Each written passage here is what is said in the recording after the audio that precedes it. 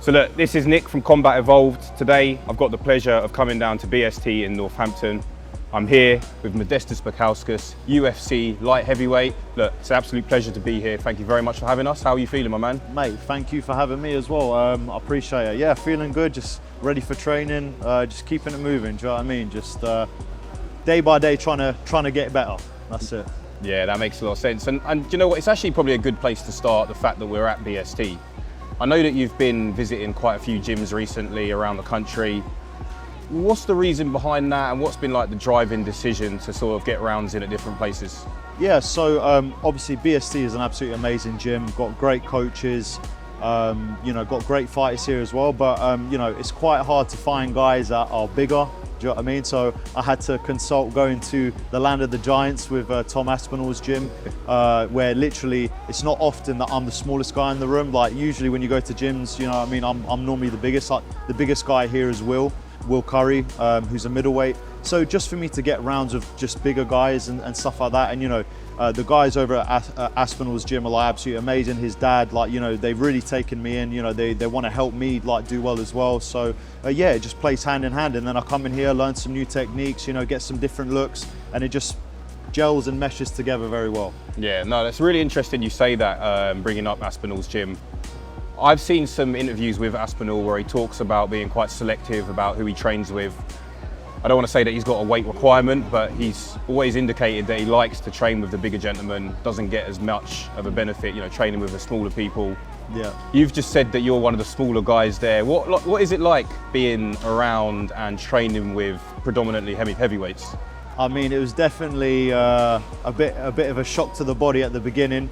You know, when you go for takedowns, it's not quite as easy, or you know, when you're trying to land. Obviously, I've got a bit of a speed advantage on most of the guys, but you know, ultimately, when I'm getting in there, I'm probably going to be fighting like pretty big guys. So to be able to handle the weight and the distribution, and like, you know, guys like Tom who's fast and strong at the same time, you know, doing like our strength and conditioning, you know, trying to get stronger to keep up with these big guys.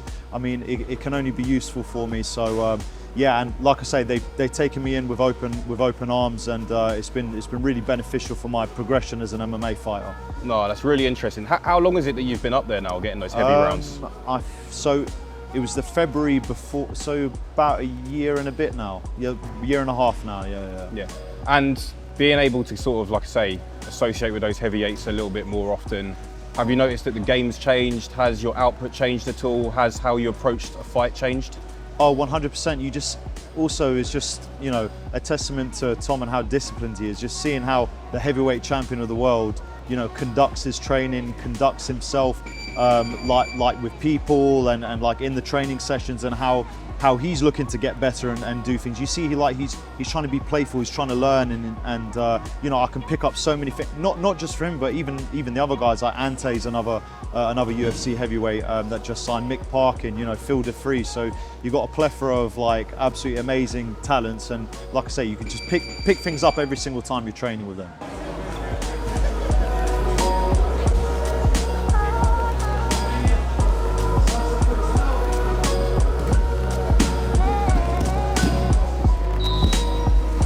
So, what I've got to do is I've got to stop this arm from being pulled across, and I'm going to get my two hands into it, and I'm going to feed my legs over. And I'm going to bring my legs.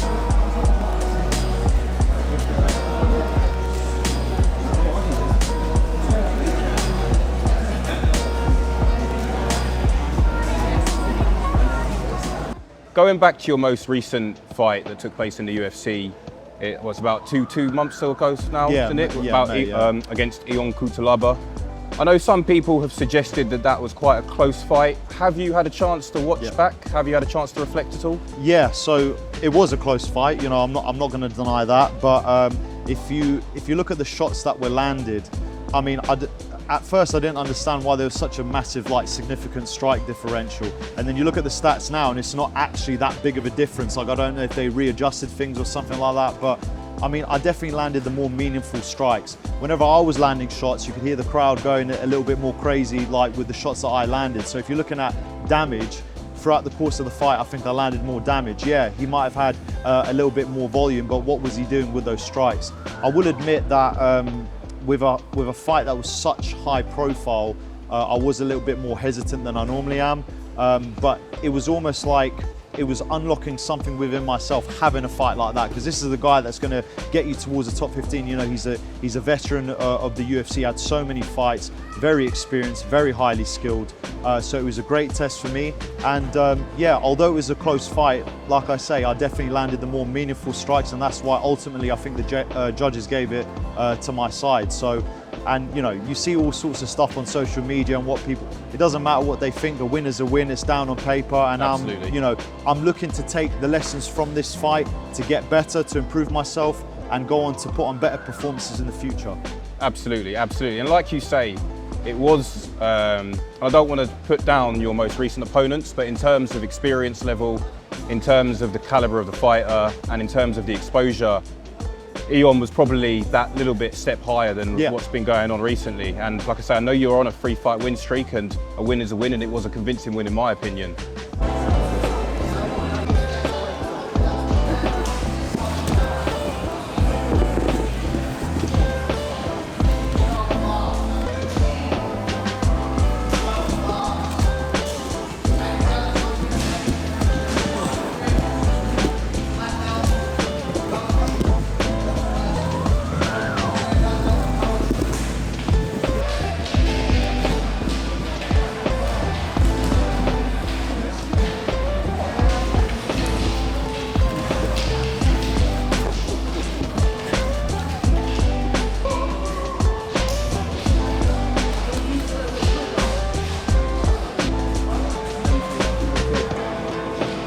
I know you are absolutely no stranger to fighting internationally, but let's just bring it a little bit closer to home. I hear there's a card, well not even I hear, I am fully aware that there's a card in Paris coming up.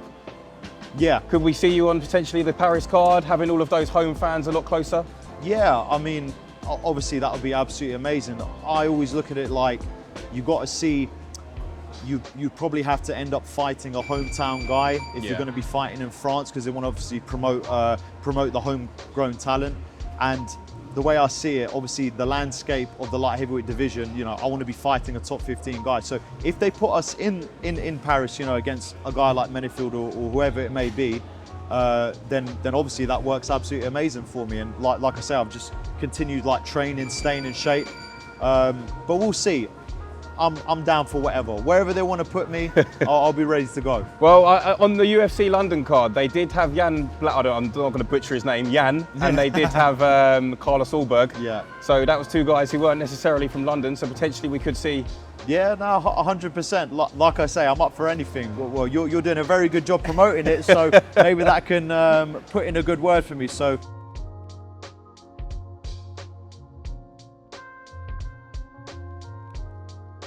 Right, so Modestas, it's actually been a couple of weeks since we was here doing your initial interview, but since then some news has broken. So it only seemed right that while we were still editing the video, we came back and got a bit of an update. So I tell you what, rather than me do the update, why don't you tell the people what's going on? Yes, so September 6th in Paris, France, I'll be fighting Paul Craig on a UFC fight night. So yeah, I mean, it's a great fight. It's another step on my way towards the top 15. Very credible opponent.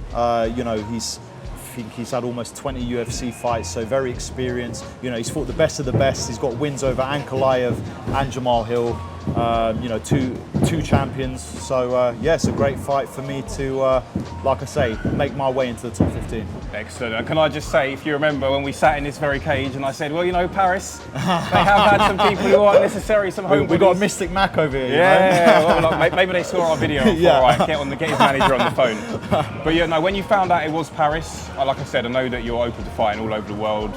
We talked about it briefly in the last time I was here. Was it good to know that it's close to home? How did that feel? Yeah, no, absolutely amazing. I mean, you know, no long flight, no massive change in time difference and stuff like that. You know, like I kind of feel like I'm a bit like the home fighter. Do you know what I mean? It's like the clash of the UK guys in Paris. So yeah, it worked out absolutely amazing, and it's good to fight like quite soon. Like now, it's almost, I think, just over 8 weeks till the fight. So it's like perfect. I literally just jumped straight into training camp, and yeah, just keep ramping things up. And like I said, I know we discussed two names, Hill and Menifield. Obviously, Craig is not either of them. But how do you think Hill does in terms of building your profile, in terms of getting you closer to that numbered spot? Well, look, I mean, Paul Craig, he's literally fought the best of the best. You know, he's fought champions. He's fought a load of guys in like the top 15. You know, before he moved to middleweight, he was ranked. So he's a very credible name that's been in there for a long time, and he's beaten some good names. So, like I say, in order for me to build up my profile, to build up my resume, and to have that name under my belt, like I say, you can't really ask for anything better. So obviously, I'm going to take this opportunity with both hands. Well, like you say, he's built some credible guys. He's beat the current light heavyweight champion, Ankalaev. So there you go. And not talking about him as an individual, but as a fighter, what do you make of Paul Craig's style? What do you make of how he approaches fights? Yeah, so obviously he's a very good grappler, very good in jiu-jitsu. You know, we haven't seen really too much of his striking. He's got very nice kicks. So you know, he poses a lot of threats, a lot of dangers. But like I say, I'm going to be clued up to that. You know, watching fight footage and stuff like that. But yeah, he is an all-round fighter. But definitely, it seems as though there's more weaknesses on the feet. But like I say, man, you just gotta go out there and take it to him. Every fight is different, and weaknesses which I'm sure you're planning to exploit. I'm not going to ask you what the game plan is, but instead I'm going to ask Hank a bit fun. Give us a prediction for the fight. Prediction is it's just going to be absolute fire, guns blazing from the beginning. I'm going to go and get the finish. Like I say, I always fight for the finish, so that's exactly what I'm going to go out and do in Paris. So I'm looking forward to it. It's going to be an explosive matchup. Well, look, I can't wait to be there. I can't wait to watch the fight. I hope the camp goes, you know, as well as it can be expected. Yeah. And thanks for having us back again. Looking forward to it, man. My man. Appreciate you, brother. Bless. Nice.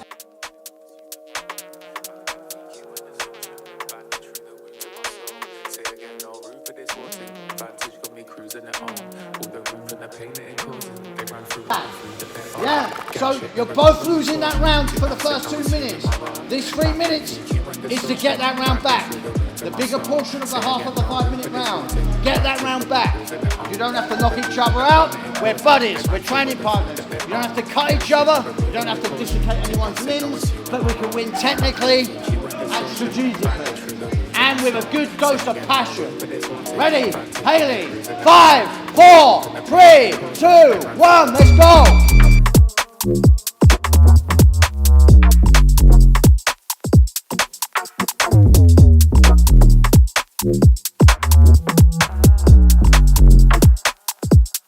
They could never roll in my path, nothing like a stroll in the park. Never seen light straight thrown in the dark. Ever gleam bright with this token of art. Forever dream, ever green, even if the oceans apart. Set levels when the solar enhance. Get set and now we roll in the R's. Jet set to me owning my path. Gang shit, never moving with caution. Too damn sick, I was human, my role. Bandwidth, EQ and distortion. Bandage through the wounds of my soul. Say again, no room for this haunting. Vantage got me cruising it home. All the roof and the pain that it causing. They ran through with the food that they own. Gang shit, never moving with caution. Too damn sick, I was human, my role. Bandwidth, EQ and distortion. Bandage through the wounds of my soul. Say again, no room for this haunting. Vantage got me cruising it home. All the roof and the pain that it causing. They ran through with the food that they own. How you feeling, man? Yeah, good, man. Good training, learning loads of stuff all the time. Will, great training partner. Obviously, Danny and Raymond, great coaches. So, yeah, just trying to level up as much as I can every single time, but always have like a focus I have in the back of my head that I'm trying to enforce in the training. And you know, sometimes it goes good, sometimes it doesn't. I do some things good, some things not so good. So it's just all about learning. Do you know what I mean? And that's what training is all about. It looks like you're definitely putting that work in, brother. My man, you can see clothes are fucking wet through.